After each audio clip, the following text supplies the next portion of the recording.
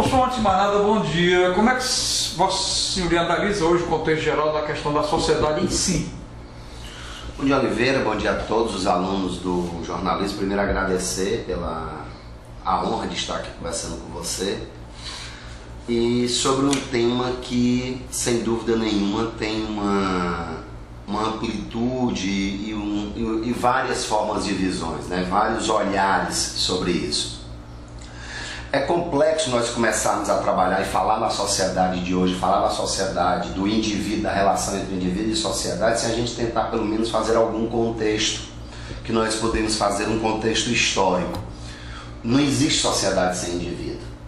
Isso é básico. Nós não temos uma sociedade sem indivíduo. Se nós pegarmos aqui, mesmo sendo cartesiano, apesar do cartesianismo nós termos muitas discussões sobre eles, mas só de uma forma mais didática, no contexto histórico, nós podemos pegar aqui o homem desde a Idade Antiga, por exemplo, né? Se nós pegarmos o homem pré-histórico, o homem do Paleolítico, o homem do Neolítico. No Paleolítico a sociedade era mais nômade, né? Nós tínhamos uma sociedade nômade.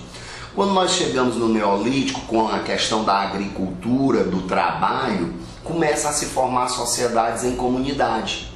E essa comunidade ela vai se formar justamente a partir do trabalho.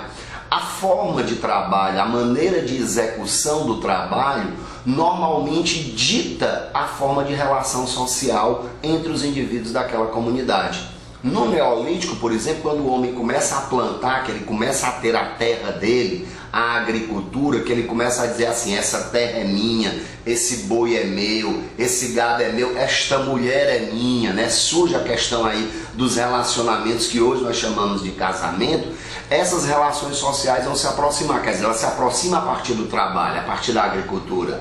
Se você pegar, por exemplo, já na própria Idade Antiga, com os gregos, com a filosofia, nós vamos ver ali as sociedades se formarem. As sociedades gregas se formam a partir de quê? A partir dos conhecimentos, a partir da formação do exército, a partir da formação das polis, que é justamente as primeiras cidades, inicia um processo de comercialização, é uma relação entre os indivíduos. Os indivíduos voltam a se formar a partir da cultura deles. Então, essa questão da influência da sociedade no meu eu, no comportamento do indivíduo, ela já é uma coisa desde a montagem dos tempos. Desde a montagem dos tempos. Se a gente for para a Idade Média, que vai aí do século V ao século XV, os homens vão... Que tipo de sociedade nós vamos ter? Que tipo de relação social nós vamos ter? De feudos. A agricultura, a própria terra, o local onde eles viviam, vão ser justamente a partir daí. É tanto que a filosofia muda, né? A igreja passa a ter uma força muito grande na sociedade e as sociedades se tornam o quê? Deus passa a ser culpado de tudo que é bom e de tudo que é ruim. Né? Com o fim da Idade Antiga, o início da Idade Média, de 1000 anos de Idade Média, que nós podemos dizer assim de uma forma, volto a dizer, só num didatismo geral, nós vamos ter o Deus como centro dessas relações sociais.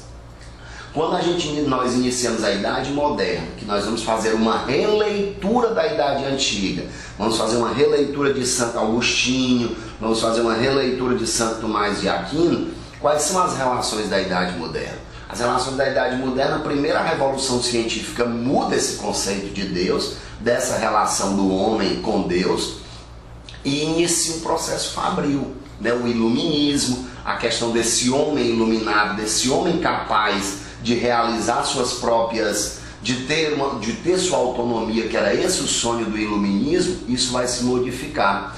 E a relação com a fábrica, é tanto que a sociologia vai nascer, a sociologia é uma ciência moderna. Aí já entra a questão do Estado no meio desse contexto? Ela entra a questão do Estado, o Estado passa a ser mais forte, né? No feudalismo nós tínhamos um Estado fraco, os feudos eram quem dominavam, o Estado passa a ser mais forte e a relação fabril passa a ser mais forte. O homem da Idade Média, podemos dizer assim, ou da própria Idade Antiga, ele era um homem artesão. E esse processo do artesanato, ele também vai ser muito forte no processo social. Por quê? Porque quando você pega, por exemplo, de onde vem o fuxico, né? Olha, fulaninho é fuxiqueiro, ele fuxica com esse, fuxica. Fuxica é uma espécie de um bordado, né? que as mulheres faziam. E como elas faziam em roda e ali ficavam falando da vida alheia, acabou criando o termo fuxiqueiro a partir do fuxico, que era essa relação social. Então o homem da idade moderna vai ter outras relações. A relação fabril, primeiro, ele perde a capacidade de ter um domínio sobre o produto. Você pega um trabalhador da Grindene, se você mandar ele fazer um calçado, ele não vai conseguir fazer um calçado. Mas ele trabalha o dia inteiro fazendo calçados. Só que ele não tem mais o domínio sobre toda a mão de obra como tinha um artesão. É tanto que na idade moderna, quem ia para a fábrica era considerado trabalhador. Quem deixou a fábrica, quem ficava sendo ambulante, era considerado malandro. De uma forma generalizada falando, era justamente isso. O homem que ia lá com um saco de limão na mão vendendo, ele era um malandro. Ainda hoje, quando você vê um trabalhador da Grindene passando, todo de bata azul, todo bonitinho, você diz que aquele cara é um trabalhador. Quando você vê um ambulante que vai vendendo as coisas pela rua, o olhar da sociedade sobre ele já é diferente. Então essa relação fabril modifica essas relações sociais. O Norberto, ele diz em determinados momentos de que a ação da sociedade ela é carcerária, ela é repressora, ela reprime, ela não deixa que o meu eu vá adiante e tal. Como é que você vê esse tipo de comportamento ou essa colocação então do autor? Se nós sairmos da idade moderna e nós entrarmos naquilo que nós chamamos de contemporâneo, ou que hoje nós chamamos de pós-moderno, existem várias teorias que é justamente do que vem a ter com Norbert Elias. Fala-se muito que nós vivemos num mundo de vigilância, né, hoje. As novas tecnologias mudaram. É um mundo externo. É um mundo externo. As novas tecnologias mudou nossas relações sociais também. Do mesmo jeito que a fábrica muda, do mesmo jeito que a imprensa de Gutenberg muda as nossas relações sociais na hora que ela democratiza o conhecimento, essas prisões que eles colocam é justamente isso. Existia antigamente, não me foge o nome agora, de umas cadeias, essas cadeias utilizadas principalmente no nazismo, onde ficava um cara, uma pessoa, um guarda em cima, e as pessoas ficavam embaixo. E essas pessoas, as celas eram abertas, elas defecavam, urinavam, dormiam, sempre sendo vigiado por uma pessoa.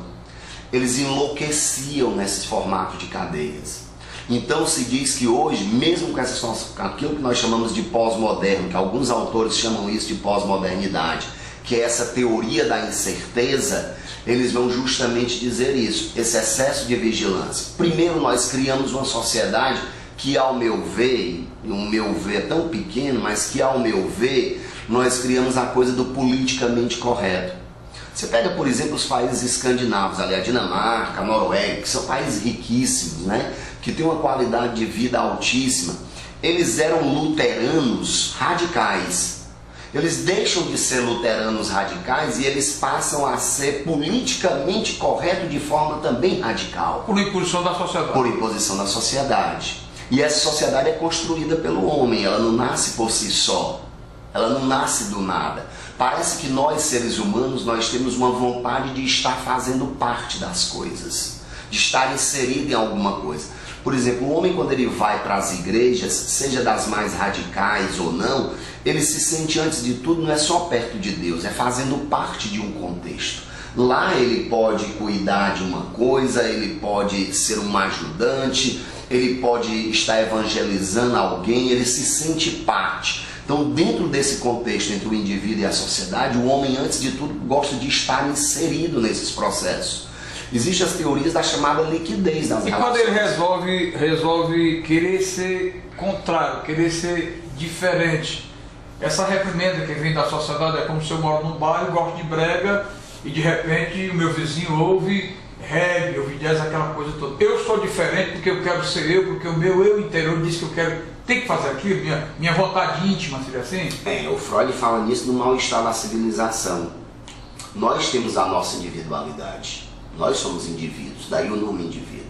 Mas nós fazemos parte de um contexto. E aí quando eu me sinto parte desse contexto, todavia eu vou na contramão dele, na chamada contracultura. Eu estou errado por defender uma ideia minha, uma concepção de jeito minha nenhum. de viver, de vida. Ao contrário, você está correto de defender. A questão é como você vai trabalhar isso dentro desse contexto social. Vamos dar aqui um exemplo brusco, o nazismo. Como é que nós podemos imaginar que um país como a Alemanha, que era um país tão rico, de uma cultura tão grande, um cara consegue, sozinho praticamente, dentro de um contexto dele, modificar todo aquele contexto alemão dentro de uma imposição dele, e aquela sociedade toda acompanhou aquilo. Existia quem era contra os sistemas, é óbvio que existia quem era contra os sistemas. Eu ser contra uma coisa não significa dizer é um direito meu como indivíduo. Essa relação e de como você administra isso dentro de uma sociedade é que é o complicado. É por isso que nós temos os marginais. E esses marginais, eles não são apenas marginais porque estão contra as regras naquilo que eu acho de politicamente correto. Na hora que eu sou contra o contexto social daquilo que eu faço parte, eu também sou um marginal. O Freud foi um marginal para a época dele. O Darwin foi um marginal para a época dele. O Einstein foi um marginal para a época dele. É tão interessante que se você pegar uma boa parte deles são judeus, né? Ninguém foi mais marginal. Quem foi que melhor falou de alma e de espírito na civilização ocidental? Cristo era judeu.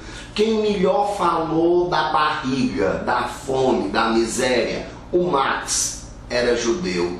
Quem melhor falou da mente? O Freud era judeu. E quem melhor falou do espaço foi o Einstein, era judeu. Se você pegar os pontos cardeais de uma civilização ocidental, nós temos 4 judeus nisso. Ninguém é mais marginalizado do que os próprios judeus. Como é que você tem uma sociedade, uma relação de indivíduos? Nós temos uma relação de indivíduos, os judeus, que não tem país e nem Estado, né? Professor, você está colocando a questão da marginalização e aí a gente traz a coisa para cá, para o âmbito de Sobral. Tem a sociedade montada na periferia e tem a sociedade do centro da cidade.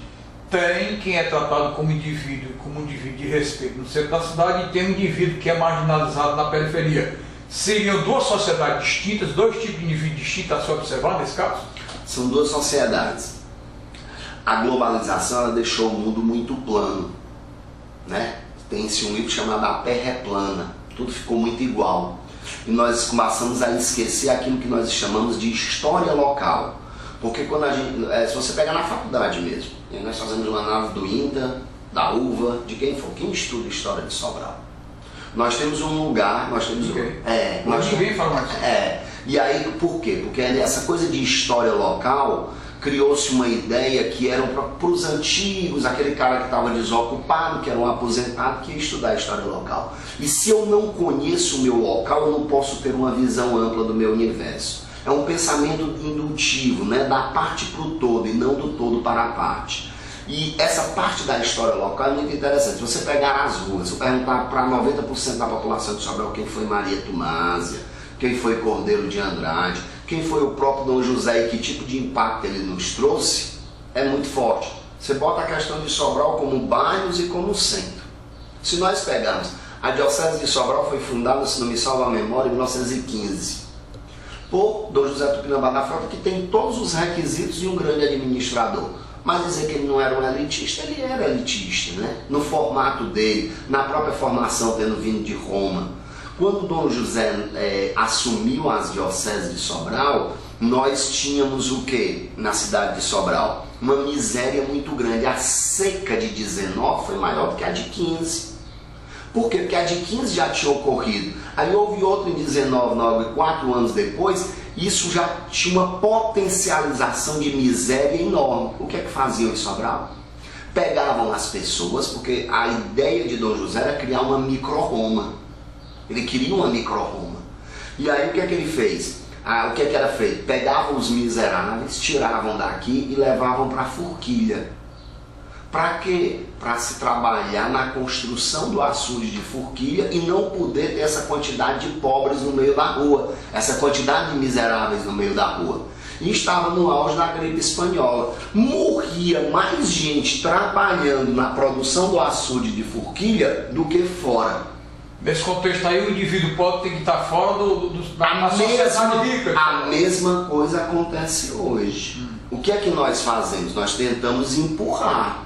nós tentamos excluir. O que nós chamamos de Sobral histórico, é o que está dentro da linha férrea da cidade.